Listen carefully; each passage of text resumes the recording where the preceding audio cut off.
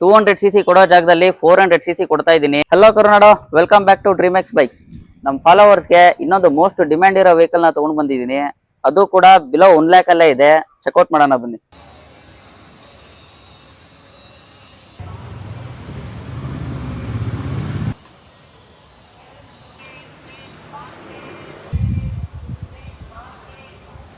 ಇನ್ನ ಗಾಡಿ ಬಂದು 2019 ಮಾಡಲ್ ಆಗುತ್ತೆ. 3rd ಓನರ್ಶಿಪ್ ಅಲ್ಲಿ ಇದೆ.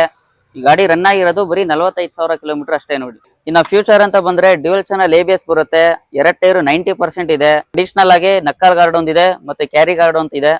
200cc ಕೊಡೋ ಜಾಗದಲ್ಲಿ 400cc ಕೊಡ್ತಾ ಇದ್ದೀನಿ. ಗಾಡಿ ಬಗ್ಗೆ ಮಾತಾಡಂಗಿಲ್ಲ, ತುಂಬಾನೇ ಚೆನ್ನಾಗಿದೆ.